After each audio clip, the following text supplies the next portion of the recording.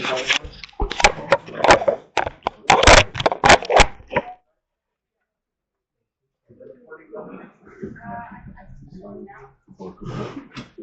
your volume?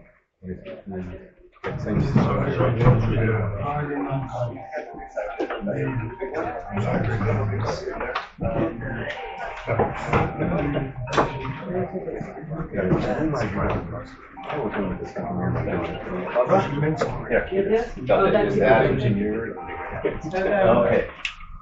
We'll start in 1 minute. There's pages in the back.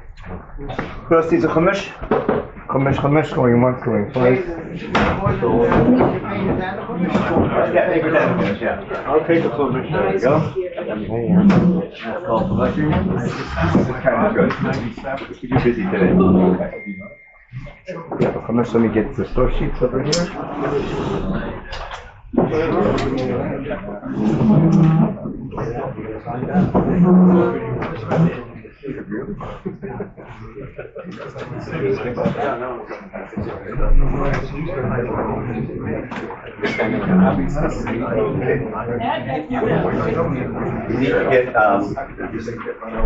I don't expect you to read these. You'll see what we'll do with these later on.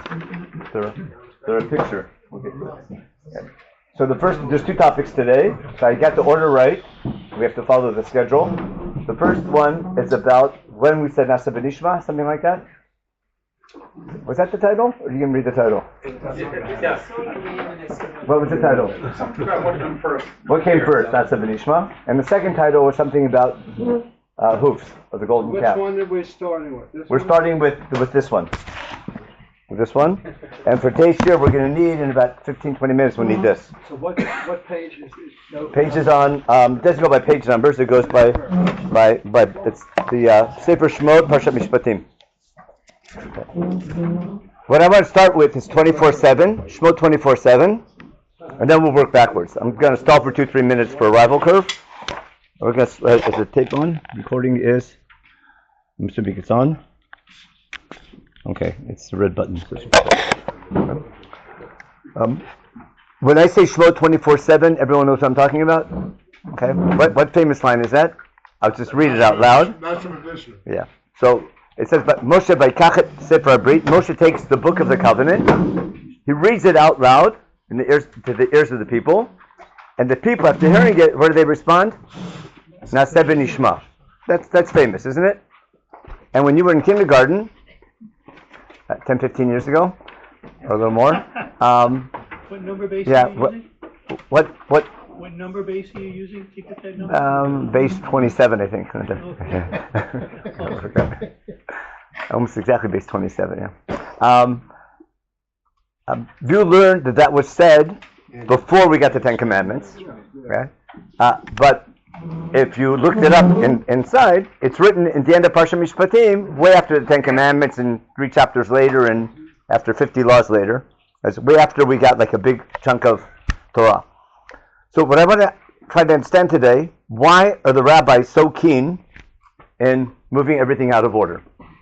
Now, everyone knows the principle of Ein Mukdam U'Meuchar b'Torah, which isn't a principle, it's a methodology.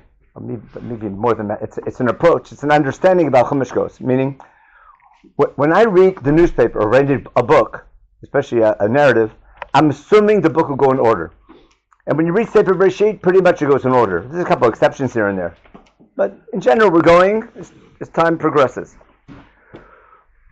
When you get to the other books of Chumash, the Sefer Shemot, the story of the Exodus, pretty much goes in order. There's a couple of exceptions as well. But our expectation is that things should progress in order. When you get to the last sections of Chumash, it's almost a free-for-all when it comes to the commentators. There's one commentator who's adamant to do his best to keep everything in order, but even he, Ramban, has to give it sometimes, as we'll see today. But Chazal, usually quoted by Rashi, has no problem moving things around. And that's why I want to show you today what they're doing. And once you assume that the Bible is a mosaic. Do you understand my pun? Yes. In other words, Moshe Rabbeinu, in the 40th year, according to Chazal for sure, the Chumash that we have, the 5 books of Moses, was not given to Moshe at Har Sinai. Moshe puts it together in the 40th year. Now, what's he built it with?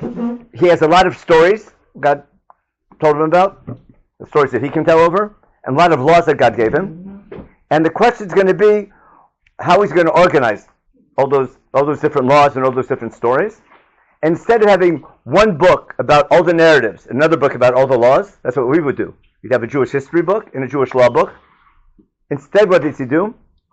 Okay? He intertwines the narrative with the law sections. And as you go through, you'll see that many of the law sections weren't given at the same time, and some are recorded. Like, I'll quote what the Chazal say, almost all the laws that we receive, except when certain things happen, but all the laws, and logically, should have all been given on Har Sinai, I guess on the first 40 days. But they're not all recorded in Sefer Shemot during the first 40 days. Some are recorded, for example, in Parshat Bahar and Sefer Vayikra. Some are in Sefer Bamidbar. All the laws in Devarim were given on the first 40 days. Moshe repeats them later on. But logically, all the laws should have been given together with the Torah on the first 40 days. I'll try to explain. What should have happened, which never does, we should have arrived at Har Sinai, entered a covenant to be God's people, receive a contract, have a seminar for a couple of weeks of what it means to be God's people, and learn all the laws, get our degrees, get everything ready, organize the society, get some rabbis, teachers, judges, etc. And after we study the laws and ready, we go and conquer the land of Israel, set up the land, and live unhappily ever after. Right? That's what should have happened, but that doesn't happen. Correct? Instead, the first time of doing something. It's not. That's called life. But when Moshe records everything, the question is when he records them, in what order is he going to record the stories and the laws?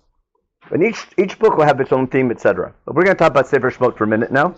So, question. He was told he recorded according to what Hashem told him. He didn't record on his own. He wrote down what Hashem told him to write. So listen, what you're saying is a big. Of course, Moshe wrote down when it says by Dabar Hashem Moshe Lemor.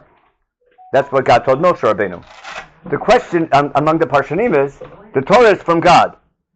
The organization of the laws. Listen, yeah. So that's it's a famous. It's Chazal are a bit ambivalent. I call it Akash Baruch and Moshe Rabbeinu Incorporated, because when Chazal say the Torah was given Megillah, the famous Gemara in it's a Tosfot in Gittin Daf Samach says when we say the Torah was given Megillah, which means every time Moshe got a law, he wrote it down in a Megillah, in a little scroll, and in the 40th year he has a whole library full of a lot of scrolls of laws and some stories, and God tells Moshe Rabbeinu, we're getting old, publish and perish. Understand?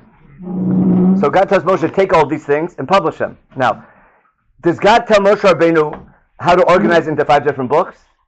Or does Moshe do that with God working together? Again, it doesn't make a difference how it was done. And the question, what's more meaningful? There's a big theological question. How much, again, in a good way, in a prophetic way, how important it is the man is involved in the process of Torah being given over. We call it Torah Shabbat Peh, don't we? Pretty much. In other words, how much is man a partner in our law system? I read a story one time that a bunch of women got together and complained about some law that Moshe told them. And Moshe didn't know what to do, and he went to the chief rabbin and didn't want to answer him. So he went to the Supreme Court and said, you talk to God directly. And God said, remember, the women are right. Isn't that, remember? And we get a new law because of it, don't we? And then there was these people who didn't want to miss the Seder, and they were tamei, and they complained, and God said, you know what, good point. Right, Pesach Sheni. It seems like certain laws, because of human initiative, can change. Which isn't bad. Isn't that Torah Shabbat Peh? We have a whole new religion, but that's what God wanted to happen, because we're partners with God in creation.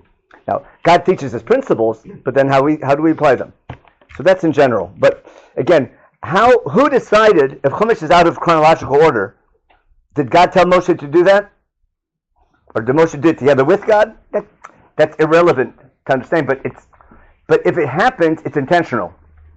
Either God commissioned Moshe Rabbeinu to do it the way he seems fit, or God told Moshe how to put it together. Either way, God is commissioning the book and giving all the laws, etc. How it's being presented in its final form, that's what the rabbis argue about. But there's no doubt when it's put in its final form, it's not captain's log. If you remember what that is, it's not in chronological order. Now, the question: what order is it in? So what I want to do, I want to discuss this for a minute.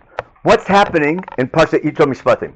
Okay, and for those who just came, now we'll get started. I want you to open up your Chumashim. Actually, we'll start where we started a minute ago. Go to Perach Havdalah Pasuk Zayin, or what we call 24/7, just to see the famous pasuk and see where it's located. Okay. Look in chapter 27. Chapter 24. Perach Havdalah Pasuk Zayin. What does it say? And I didn't bring a watch today, so I have to look at my phone, otherwise I'll get messed up. Okay. That's good, and it's on quiet, I hope. Okay, it's on quiet. That's good. No, yeah, we're good. I can sit there. Now, everyone look again at 24/7, and remember Moshe takes the Sefer Abrit, he reads it out loud, and he says, and all the people say, everything God said, Naseh v'nishma. Anyone knows what happens next? What is this Sefer Abrit and when is it given? Very good. What is Sefer Abrit? There are, I think, 12 different opinions. I'll tell you, you've heard of Rabbi Shmuel? Okay, in the Mechilta is the rabbi's midrashim on that. He claims it's Parshat Bahar B'chukotai. Everyone hear that before? Parshat Bahar, the laws of Shemitah and Yovel, and its application, and the Tochacha of B'chukotai, was given, that's the Sefer Abrit. It's a very Zionistic approach, isn't it? That was the laws of Shabbos. What? That was the laws of Shabbos. I heard it was the laws of Shabbos. Of Shabbos of the land. Shabbat ha'aretz. Another opinion is, it's the Ten Commandments. Other opinion is, it's Parshat Mishpatim. Another opinion is, it's Sefer Breshit. Rashi says, he read Sefer Breshit. So it's after Matan Torah. It's after the Ten Commandments. And it's written after the Ten Commandments. Yeah. When it happened, that's where we have to figure out when it happened. But that's why we want to start with the pasuk. But when the pasuk's over, you know what happened next? We got baptized. Anyone ever been baptized? Wrong religion. But what you ever watch a baptism? What do they do in a baptism? What do they sprinkle? That's cheap. How do we do it? Blood. We do it with blood. And because it's a nation accepting it, we can do it once in our history, and then we're all in it. You follow? We did it once, we did it the real way, with blood. What blood did they use? What?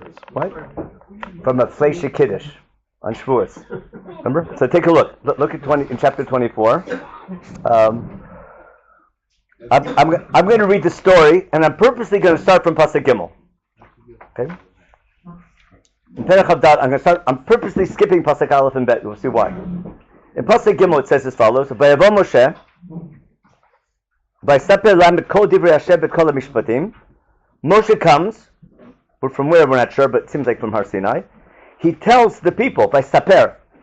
He tells, like a sipur, tells the people all the words of God and all the mishpatim. Right? And Bayan kolam kol echad v'yamru kol ador misher diber Hashem naseh. And the people answered all together, everything, all the things that God said, we're going to do. That sounds good so far, right? They're yes men, aren't they? Okay, now, yes people, yep. Now that they agreed to it, Vayichtov Moshe kol divrei Hashem. Now Moshe writes down all the words of God. Which words of God? We don't know, but probably what he told the people previously. Okay? And he writes it down. Vayashkem baboker. He gets up in the morning. Vayiven mizbeach tachat ahar. What's he do? It's time for a cookout. Because when I have a zebach, that means a zebach is a barbecue. Okay? Now, if you want to have a seminar, if you want to teach Torah, you need food. Even here they have we go milchiks. It's early in the morning. This is after the egg, right? What? No, it's before. Yeah, according to everyone, it's before the egg. Okay. Because he's coming. When he came down, he comes. He gets broke twice. I hate to break it to you, but this is beforehand. Okay. Okay. Yeah. So we'll see. We'll see. We'll try to figure out exactly when it happened. Right? He builds a mizbech, and he puts up. It's a ceremony. He picks 12 pillars. Like if you ever go to shul and there's 12 windows and they're painted. The 12 tribes or different holidays. Ask your shul architect. but you're making a ceremony. I need what's a symbol. You ever go to like swearing in ceremonies in the army? You know, every unit has their little flag, and they march, and everyone's proud their watch the Olympics, and everyone's marching with their flag. So we have a tribal nation. We have 12 tribes. Every tribe gets a little monument because we're 12 tribes entering an alliance to become God's people. Okay, and then Vayishachet Narei Bnei Yisrael Vayilu Olot Vayizbechu Zvachim Shlamim L'Shem Parim. What are we going to have for our cookout? A shlamim is a sacrifice where we eat the meat. What does God get when you bring a shlamim?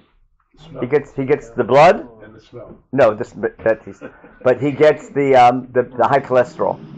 Remember? No, the chaylev that goes around the blubber that covers the abdominal cavity. If you ever dissected an animal, it's called the chaylev, which covers the abdominal cavity, and the rest of the animal you eat. Okay? Although the whole thing goes to God, but there's a lot of food there. Okay? But Moshe takes half the blood and stores it in big agonot, in big containers. The other half he throws on the mizbeach. Why is he putting half the blood in containers? Because he needs it later on to sprinkle on the people. Now, he takes Sefer Abrit. You understand there's what I want to explain to you, there's a ceremony going on, isn't there? It's a ceremony of a nation about to accept a covenantal commitment. And I don't like to use the word Matan Torah for Matan Torah, because Matan Torah sounds like it's a gift. And what do we receive? Oh, we received a gift. And we have to thank God for receiving this wonderful gift of Matan Torah. If you read carefully, we don't receive a gift, we enter an obligation. We take upon ourselves an obligation to be a nation serving God. Now, once we take upon ourselves that obligation, someone's got to read the ksuba. Now, someone needs to read the contract of what obligation we took upon ourselves. Like the So, little timers, yeah. read it after. Yeah. the second. So the rabbis have a beautiful analogy. They compare this to a marriage. You enter a commitment to be in a relationship, and you have no idea what you're getting into. Right? So why do people do things like that? Because they're so interested in the relationship. We'll see instead how God will. There's like there's like a couple of months of dating beforehand, and this guy's really wow, isn't he? He does these cool miracles. Remember what God does to other people? It's a You know, no-no. I mean, first they don't like him. He put him into slavery. That's nothing so good. But then, wow, how he takes them out of Egypt, and then how he splits the sea, and then how he gets some water, and all this manna stuff. By the time after all that, like 2 month seminar, now we're ready to cut a deal. Now we're ready to propose. So either way, we'll go back and see what I'm talking about in a minute. They read the Sefer Rabbi to get unclear what it is. He reads it out loud, and they say Nasa v'nishma. But the rabbis, they've said Nasa several times. Now v'nishma sounds like something more. They're willing to hear what's going to come. Then what's Moshe do? In Pasachet, Moshe takes half the blood and sprinkles it on the people by Kalam. And what's Moshe say? Hinei dam habrit asher karat Hashem imachem al hadvarim eleh. This blood is symbolic of this covenant, and therefore the main thing that's happening in Har Sinai is a nation enters a covenantal commitment to be God's people. Now, what's the purpose of that covenant? Remember, to make a name for God, to sanctify God's name. It's an eternal covenant for all generations, binding on everybody. That's why Chal say, we saw you at Sinai. But now that the nation has accepted a covenant, when you were maybe a couple of decades ago, in base 27, maybe 2-3 years ago, remember watching like the Oscars or the Emmys or different awards? So someone has to accept the award on behalf of the people. Am Yisrael entered a covenant, and now a leadership group has to accept that covenant symbolically on behalf of the people. Who's our leadership group? Look at the next line. Vayam Moshe, Aaron Nadav Avihu, v'shivim miziknei Yisrael. 70 elders, Moshe and Aaron, they've been our leaders in the meantime, and nepotism is an old thing. So Aaron's 2 sons also come up, Nadav and Avihu, and 70 elders, probably from the different tribes. Have we had elders before in the story of Chumash? Yes. In other words, the elders are running the country. Moshe can't go to Pharaoh until Ziknei Yisrael accept him, approve him as their representative. And Moshe, back at the burning bush, told God, hey, they're not going to believe me. I'm going to come to this Canaan and say, you're a false, where are you coming from? And therefore, what's Moshe need? He needs some signs, otot. Not that God exists, but that God appointed him. Understand? And therefore, remember, that's what Moshe says, I'm going to come to this Kenim, they won't believe me that you appointed me. And then Moshe has to give signs that they know who God is, that is Moshe a false prophet or not. And therefore, that's why Moshe needs Yom Tov. But before he goes to Pharaoh, he has to Lech Vasapta Tziknei Yisrael, if you remember. And then you tell them, and then with the Zikanim, you can go to Pharaoh, and now it's up to you. But Moshe can't go to Pharaoh until he's commissioned by the elders. Therefore, the 70 elders is an institution that existed already back in slavery. It's interesting they were slaves, but they were also able to go forward or something. Yeah, their slavery, they were fourth-class citizens, but they were an ethnic group. There were 12 different tribes. There were tribal leaders. When we come out of Egypt, the tribal leaders still exist. What's the proof? The army is tribal, isn't it?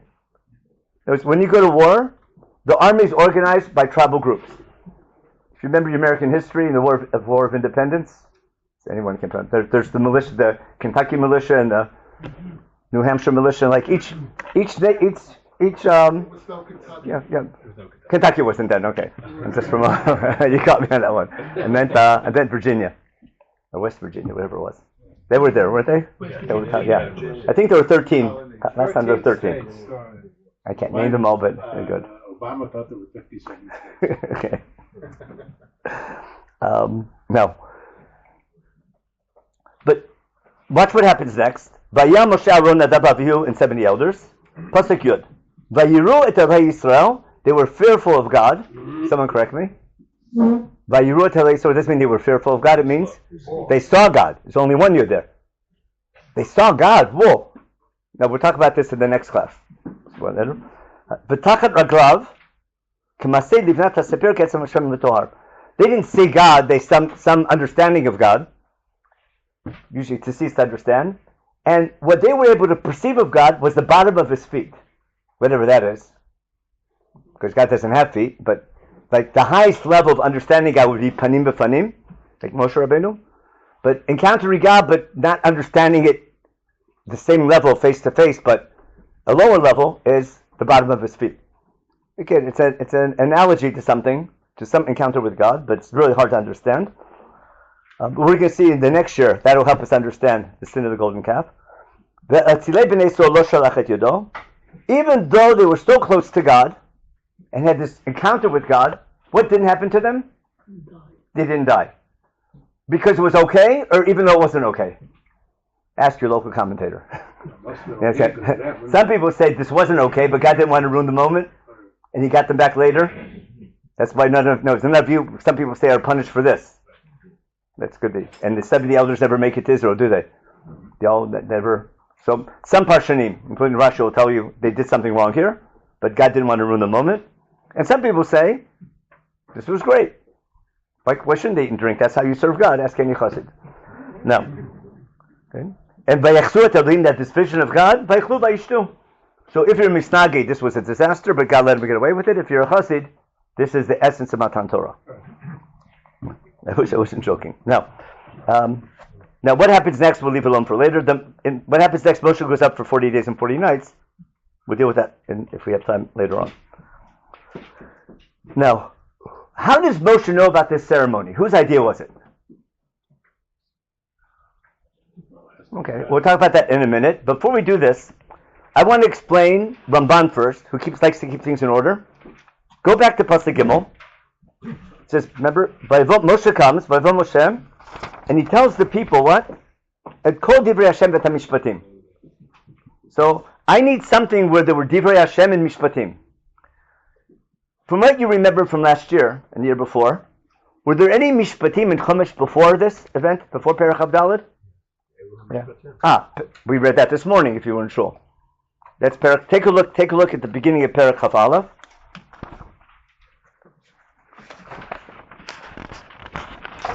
Perach Chaf Aleph begins with Ve'la mishpatim asher tasim lifnehem. See that?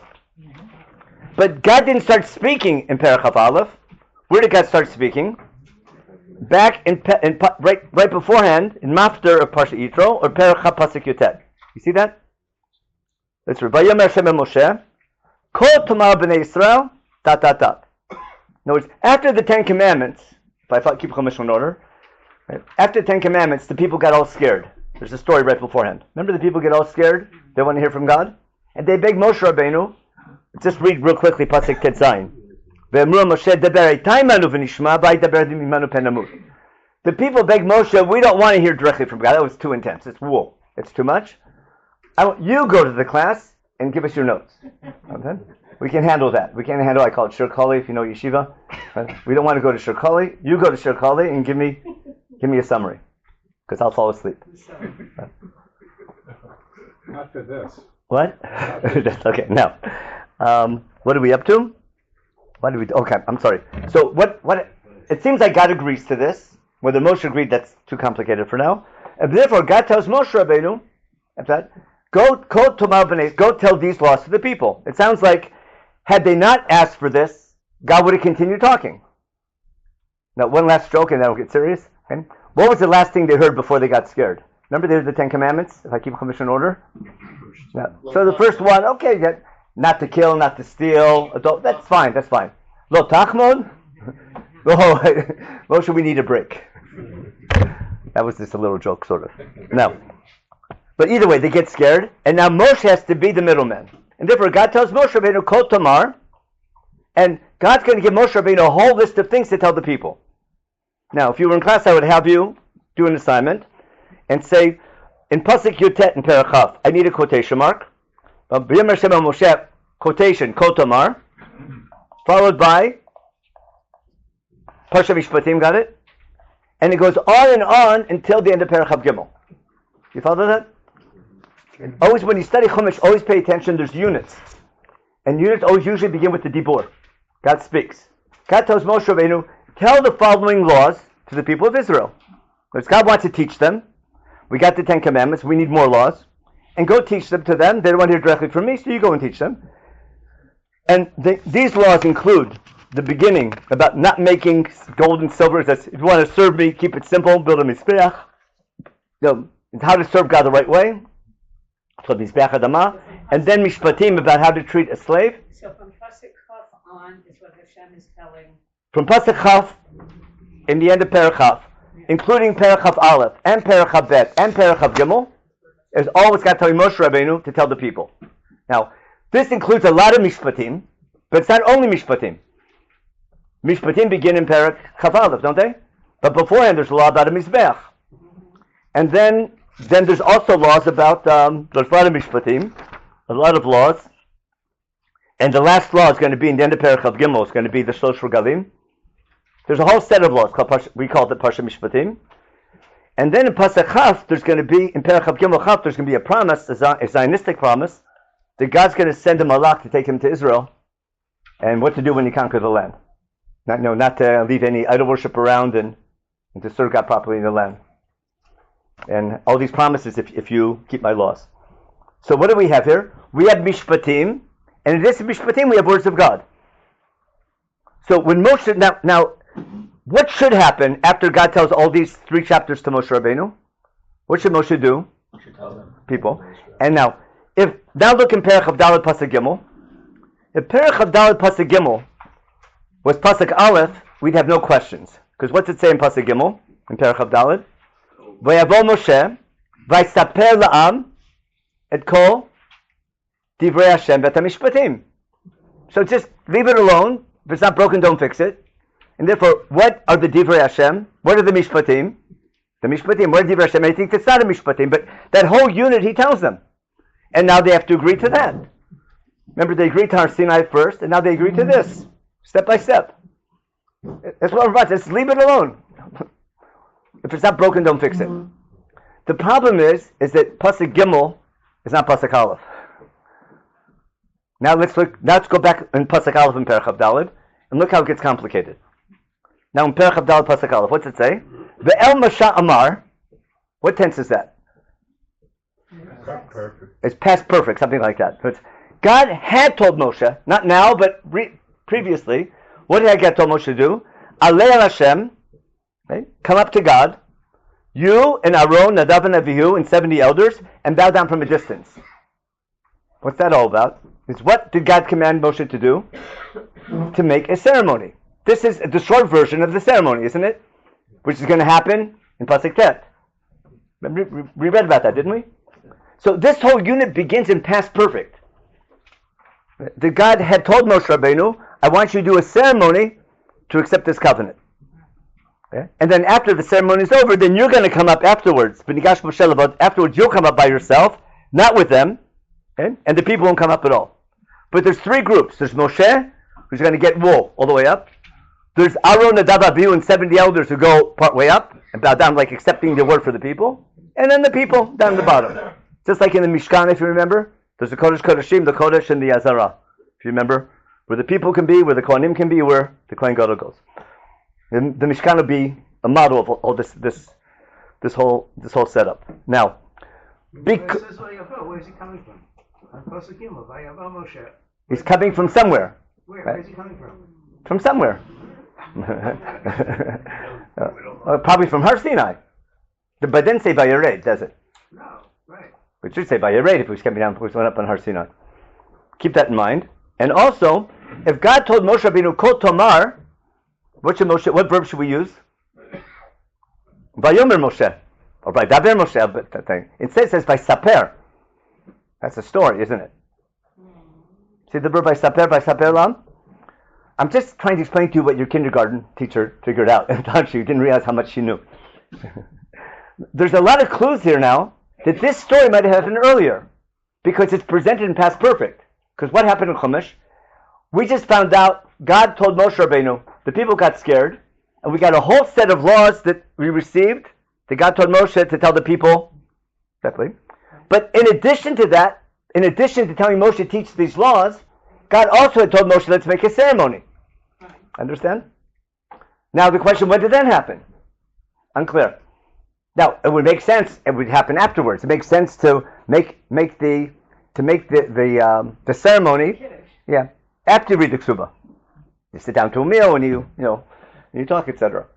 But what you learn in kindergarten is this little ceremony all happened beforehand, and therefore I need a different definition. What are Divrei Hashem and what are Mishpatim?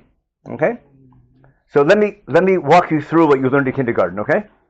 Where the rabbis get it from. What the rabbis are going to do, they're going to take these 11 verses and put it in chapter 19.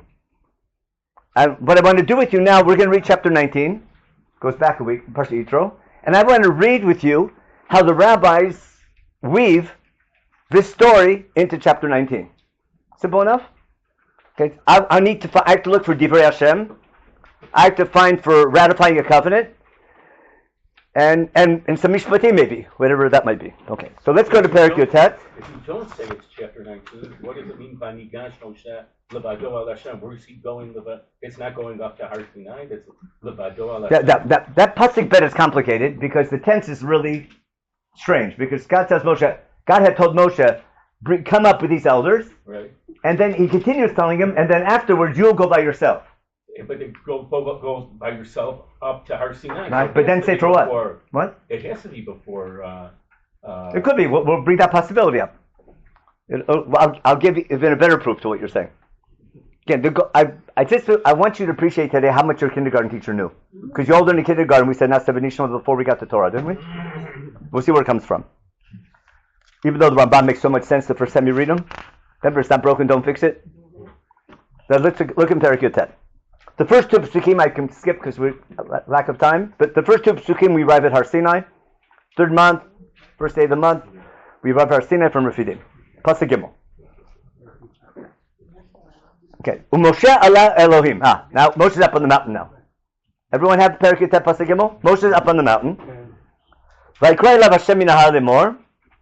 Kol Tamar, here we go again. Kol Tamar lebeit Yisrael, v'tagid livnei Yisrael. Tuk Tamar lebeit Yaakov, v'tagid livnei Yisrael. Here's what I want you to tell. Who? Two groups. What are the names of the two groups? Beis Yaakov and Bnei Yisrael. Now, is that one group or two groups? Well, what's Rashi say? Why two names, right? Well, the Beis Yaakov must be the women, because all the women's schools are Beis Yaakov, so it's got to be the women. That's where they went to school. Maybe it's the other way around. And Bnei Yisrael must be the men, because Banim are the boys' school. There were back then there were still two genders. No, they were. Okay. Then what happened? But Has God ever told Moshe to tell the people anything before? Yeah. Many times, right? Remember the 4 cups, they gave him information, he gave him laws about the Pesach, like that. And when it happens, it always says, Daber b'nei Yisrael b'amartalem, something like that. But this is very different. It could be, I'll follow Ibn Ezra, that Beis Yaakov and Bnei Yisrael is not 2 different groups of people. It's a formal addressing of the nation. Ladies and gentlemen. Perfect. That's perfect. You know what we're talking about? Ladies and gentlemen? Listen up. But when you don't say that when you're announcing something important. Now, I want to show you how formal this is. Let's go back to my quotation marks. In Pasuk Gimel, what do we need a quotation mark?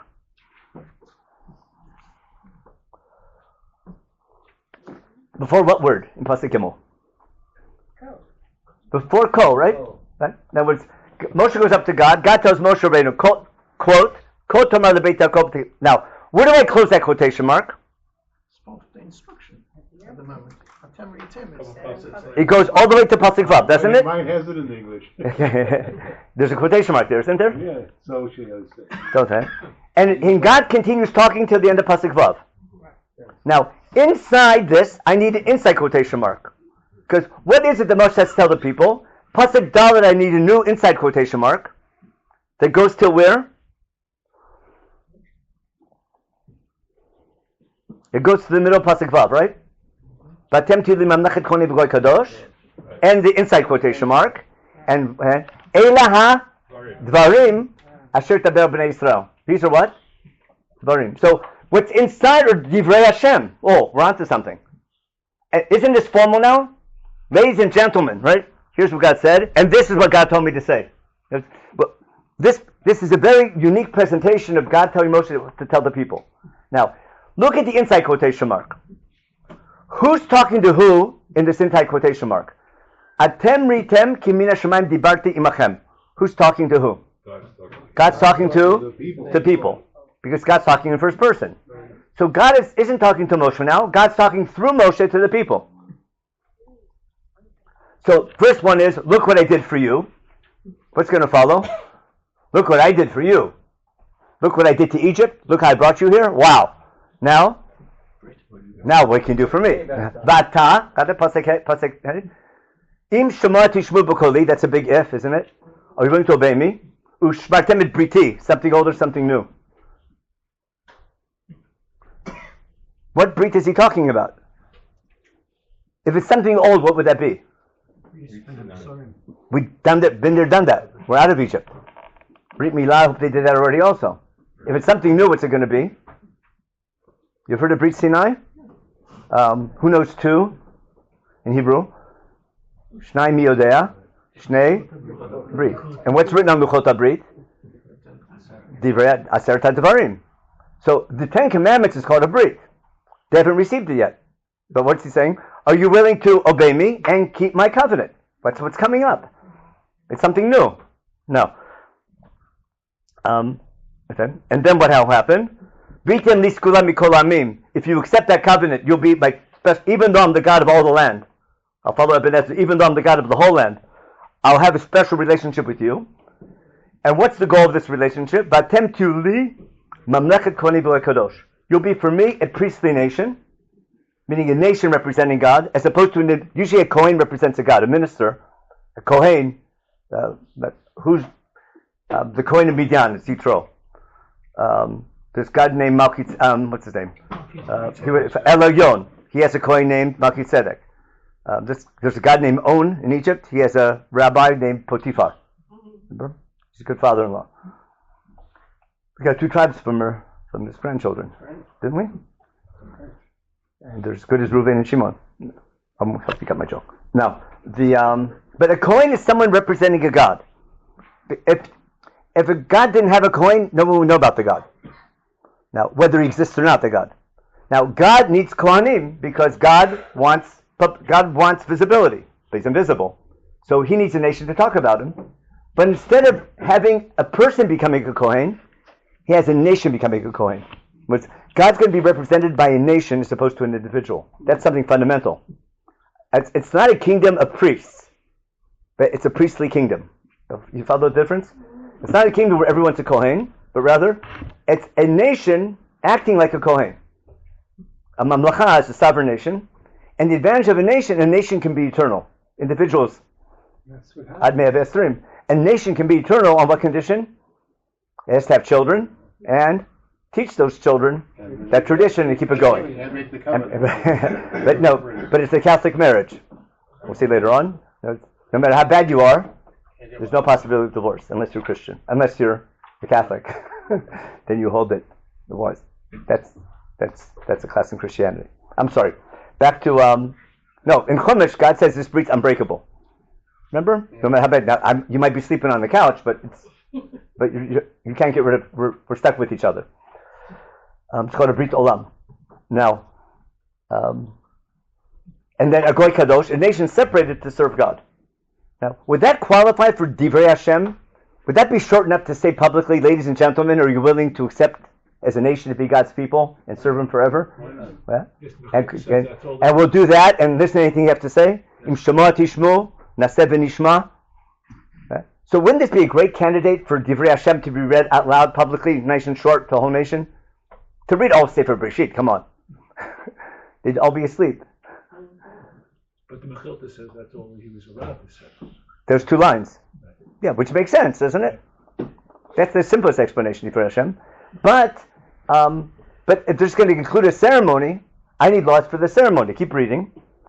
So what happens next? So what's Moshe? I'm sorry. Vayibol Moshe pasuk chet now. Pasuk zayin. Vayibol Moshe vayikra lo znik aham vayasem b'fneim et dvarim ha'eleh asher tzivah Hashem. He tells the people.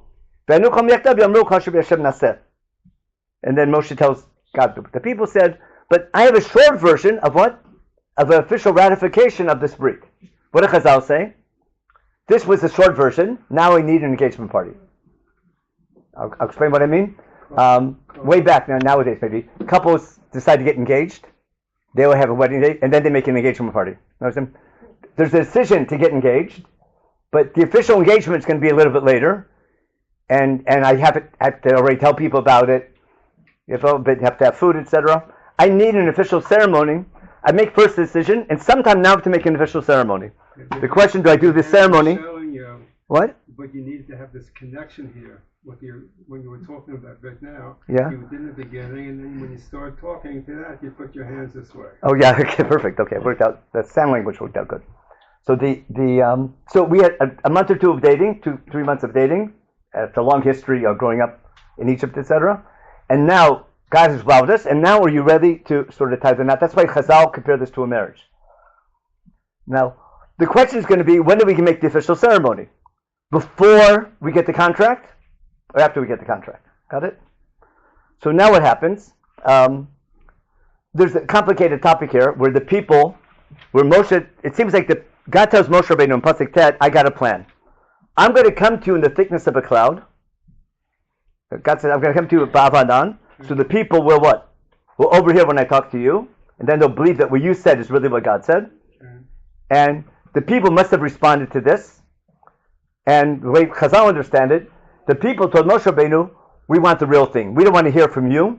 We want to hear from God directly. And God says, if that's the case, be prepared.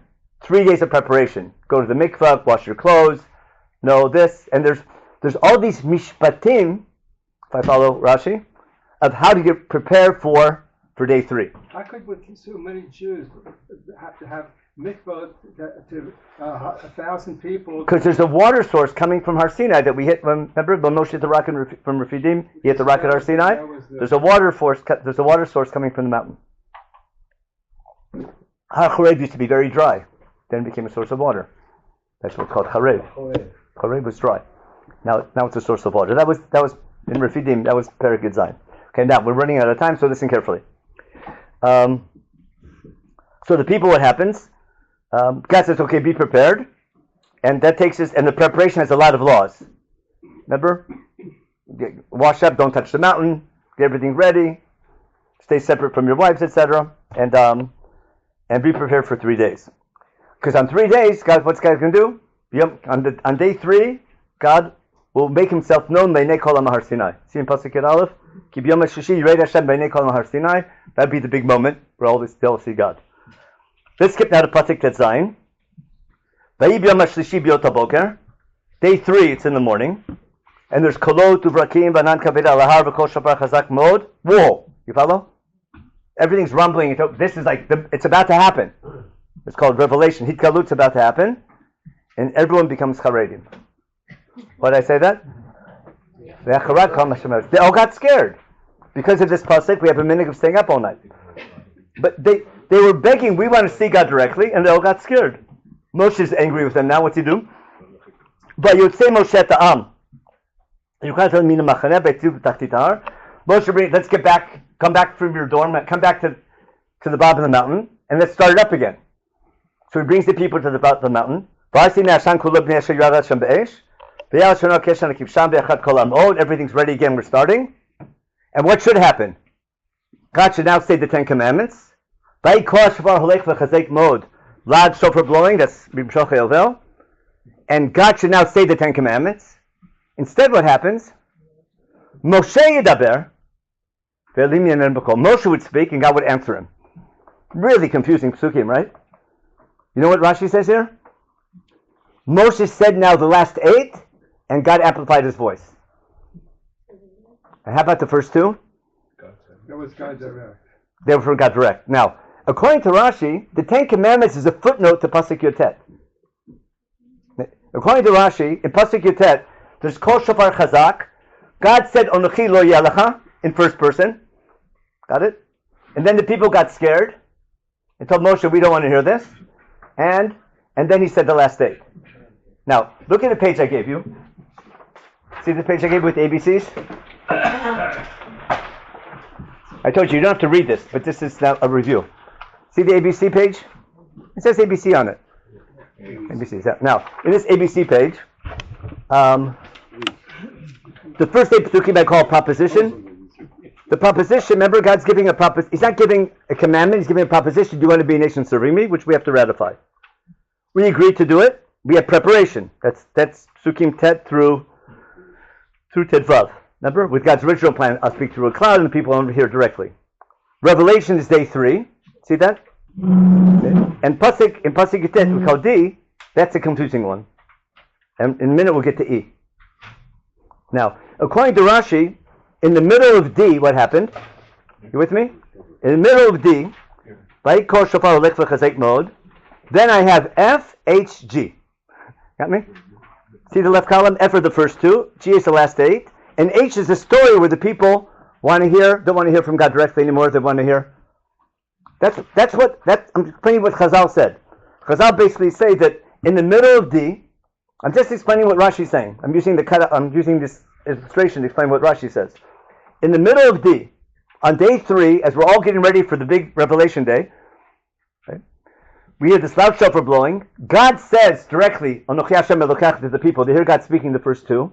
F. The people get scared. That's the story in H, the fear story, where the people tell Moshe, we want to hear from you, not from God. And then God says G, the last 8. You with me? Yeah. And that's all described in the second F of D. Moshe daber, and God would answer with a call. Would amplify his voice so they could all hear. Understand what I'm just using this page to show you what you learned in kindergarten. Now, I'd say first grade. Okay, first grade. Okay, fine. Now, after H, we have I was Parshat Mishpat. That was chapters 20. That was the Kotomar unit we talked about. Now, look at the next page I gave you. See JK?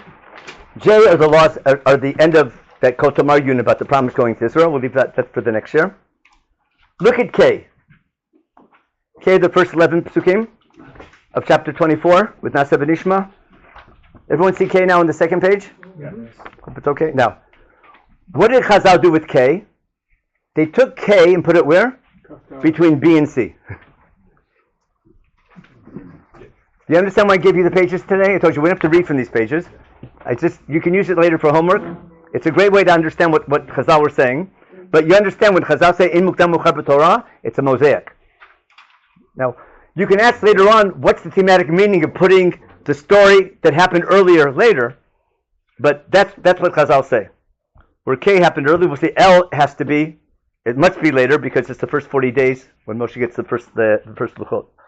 So Chazal put K between B and C. Now, what I want to share with you now is why Chazal did that. Why did they do it in the first place? Okay, now, let's look now in Pasuk Chaf. There's a really strange story which is hard to decipher. In Pasuk Chaf, it's really hard to follow, but let's read it together. 19? Back in chapter 19, Pasuk Chaf. We had beforehand Moshe now Pasuk Chaf. Have it? Vayer Hashem al Har Sinai el Rosh Har. Vayikra Hashem el Moshe el Rosh Har vayam Moshe. Really strange, right? God was already on Mount Sinai. God comes down to the top of the mountain. Ask any Kabbalists, it's called Tzimtzum. God was on the mountain, and now he limits himself to the top of the mountain and tells Moshe Rabbeinu, coming up to me. God was on the mountain, and now he says, I'm going to the top of the mountain. And God tells Moshe, come up to me. Listen carefully now. Vayom Hashem el Moshe. God summons Moshe up to the mountain again, and he tells the people, go warn the people. Reid ba'am.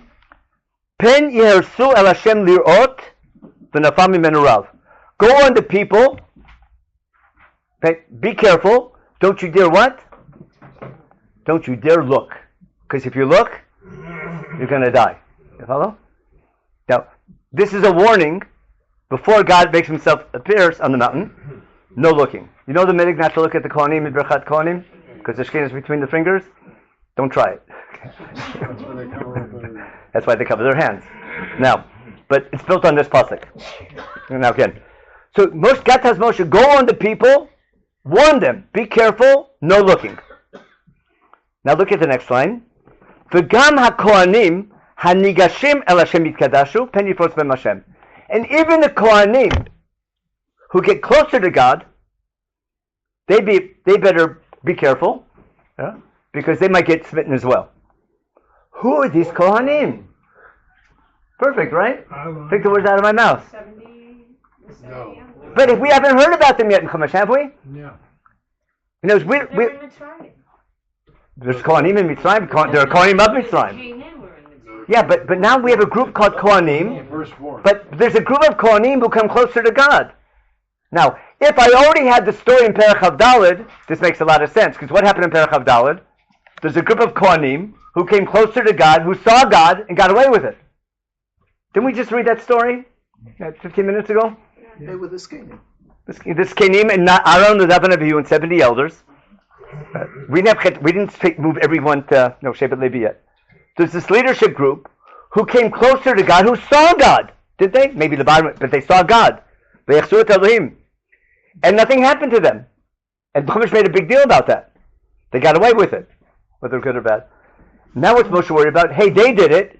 Remember your kids? Hey, I also want to do it. And what's God worried about now?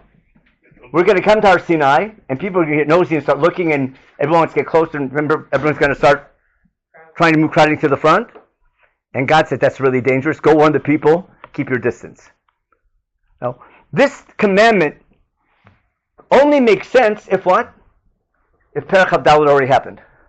Did you follow what I'm getting at? When I read the end of Perek Yotet, with a special warning at the last minute, God told Moshe, go tell the people, no looking, right?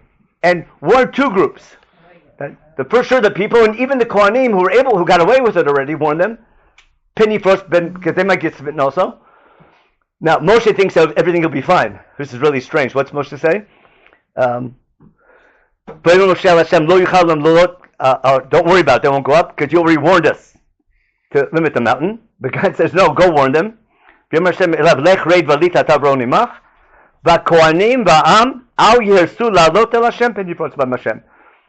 they're not going to look? You know what? Just everyone up the mountain. Now first, don't we not only not look, don't even come up the mountain. And everyone stays on the bottom. And then Moshe goes up, and what happens? Then Vayered Moshe la'am, to do what? To warn them. Vayomer alehem, what's Moshe tell them? Don't come up. Now, a lot of people, when you read this in Shul, think that Moshe comes down and tells the people the Ten Commandments, right? That's not pshat. Almost all the Parshim say, he comes and tells them not to come up. What are the Ten Commandments? Or a footnote to what happened, or the Ten Commandments. It sort of happened already. But this little story is a final warning before the theophany. Wait, the Ten Commandments are, wait, this little story is before the Ten, no? This little story is before, but it's also a footnote. If I follow Chazal, this story is also a footnote to. If I let's take the cutouts again. This little story E. If I have to read E again, indeed, Vayikol Shomer Lech V'Seik Ma'od. Then what happened? We heard the first two, or something like that. Oh, maybe not. Maybe beforehand. Maybe before D. Okay? God tells Moshe Rabbeinu. We had the ceremony. It's day 3. They're all scared because they're all scared, and they say they're not really because they overslept. Okay? Moshe had to bring them back. God's worried they're not ready, and therefore God tells Moshe Rabbeinu, go down and warn them. No more looking. And even the Kohanim who looked already, they can't look, and warn everybody. And then we get the Ten Commandments. So I guess E goes together before F, beforehand. But everything happened in the middle of D. Now, all I'm trying to show you is, if I want to understand why Chazal took, when I say K now, you know what I mean? K is the first 11 psukim of Perach Abdalit, the Nasa B'Nishma story, that ceremony. I think the main reason why Chazal take K and put it between B and C is simply because of E. Do you understand that? The story in E is incomprehensible unless K happened. You with me? That's what I'm trying to explain. That's why I gave you this page today. Okay, someone asked me, you can't read this. I don't expect you to read this without a magnifying glass. I just need the cutouts. I need these units so you can go back and do your homework. But we didn't class. First, we studied K by itself. Then we studied ABC. We learned our ABCs. And I tried to show you that K beautifully would fit into between B and C. Because we agreed to the covenant. Now we need an official ceremony. And it's happening during the 3-day preparation. And then, and the story in E, this last minute warning by God, they can't get so close. They're not worthy to be so close. Only makes sense if K already happened. And that's why it explains why in K it says, even though they saw God, nothing happened to them. But they got away with it that time, they can't do it again. Maybe it was, whether it was okay or not, but that's too much. You got to wait. Yeah, Barbara. Where's the first place we have the word Kohanim? Because it seems like a lot of this is based on the fact that it says... The first time we have Kohanim of Am Yisrael is here. It's in K. Which is where? Which is Perach Abdalid. It's a Nasa B'Nishma story. But we have it again in Perach Yotet and E. It says it here in Yotet. That's right, but that's my whole point. Because Yotet doesn't make sense unless K happened already. I'm explaining why your kindergarten teacher was so adamant that K happened between B and C. Didn't you learn ABC? Did you understand what I'm saying, ABC? I know the share is complicated, but it's the most important event in Jewish history, isn't it? Yes. And all the Parshim talk about it. I'm just giving you a tool to appreciate what the rabbi said. Because almost no one, no one ever studied this before. Am I right? Because it's too complicated to teach in high school. It's too complicated to teach now here. I just love teaching it because it's so much fun. Because you get to appreciate. Let me share with you the methodology. The rabbis share with you their commentary, right? But before they give their commentary, what did they do first? They didn't read Chumash, they studied Chumash. And they studied Chumash with the assumption it's not a book to read, it's a book to study. And they read Chumash with the assumption it's a mosaic. And God purposely makes it a mosaic, right? Because through studying, you learn not only from the content, but also from the context. And therefore, the way that Chumash teaches this message is not just by the story, but how it presents the story. Sometimes by contradicting itself, by putting things out of order. But you have to study it, see what's going on, and then, based on your objective analysis, the rabbis share with you their subjective interpretation. Now, what do? We read the commentators who share with us their subjective interpretation. What don't they do? The commentators don't share with you their objective analysis. Why don't they? They assumed you did it. Because that's what we do. We make a bracha. Remember, Lasok b'divrei Torah? Now, if you don't do the study first, you won't appreciate what the rabbis are doing. But when the rabbis give their commentary, they're sharing with you their subjective interpretation based on their objective analysis, which they did, and they assumed you did. And it's like discussing a football game after watching the game. But if you don't watch the game or play the game, you won't appreciate the conversation. You might understand a little bit, but you won't appreciate it, if you got my analogy. So that's why I want to share with you today why That was why Chazal say Nafsa B'nishma happened before. Remember, everyone knew that, but didn't really appreciate why. This is one good reason. Now, I want to share with you, I guess time's up, but I want to share with you a possible reason why Chumash might be doing that, because that's the bigger question. When I read Perek Yotet, there's one mega theme. It's called fear. All Perek Yotet is just full of fear, isn't it? Don't touch, don't come near, be prepared. Charada, whoa. Remember Charada? That's a big topic nowadays. It's called trauma, right? The people, they're traumatized, aren't they? The word Charada comes up. There's Kol Shofar Chazak. And if you look in H, the fear story, the